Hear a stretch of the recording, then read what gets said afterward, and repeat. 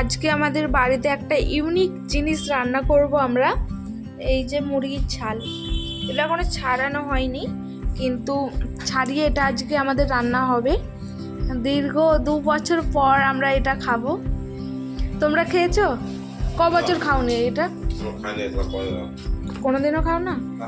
মিথ্যে কথা বলো না, খাও কিন্তু পাও না, সেটা বলো। তো মানে আমরা নয়, আমি খেয়েছি, আগেও খেয়েছি। আমার বাবা মা ছাড়াতো, ছাড়িয়ে মানে রান্না করতো, খেতাম। আর এই যে দেখো, এদের মানে শেষ নেই। আমি এইগুলো নিয়ে বসে আছি, এইখানটাতে আমি বসে আছি, আর ওদের হচ্ছে শেষ নেই। মানে কখন আমি যাব, ওরা কখন খাবে, এইটার আশাতেই বসে আছে ওরা।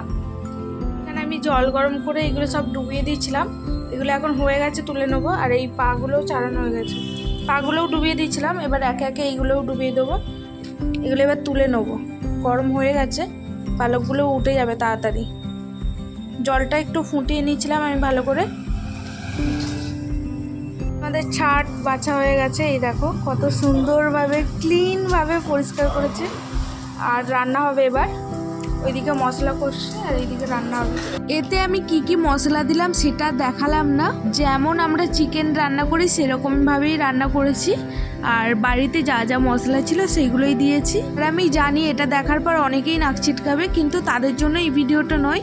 আমার এটা ভালো লাগে তাই জন্য আমি করলাম ভিডিওটা। আর এটা খেতেও আমার খুব ভালোই লাগে, কিন্তু এটা পরিষ্কার করার জন্য খাওয়া হয় না। এটা পরিষ্কার করার জন্য আমাকে অনেকটা সময় দিতে হয়েছে এর পেছনে। আর আমি এটাও জানি যে এটা অনেকেই পছন্দ করে, কিন্তু পরিষ্কার করার জন্য হয় না অনেকেরই। আর আজকে আমি এই ছাটটাকে কষা কষা রান্না করব। আর এটাকে আমি অনেক দিন খাইনি, আর আগে অতটা খেতাম না, কিন্তু আজকে মানে কি বলবো, শখ গেল তো নিয়ে আসলাম। একটাই এনেছিল, ছাল পরিষ্কার করতে অনেকটা সময় লেগে গেছে, এটাতেই আমাদের সবার হয়ে যাবে।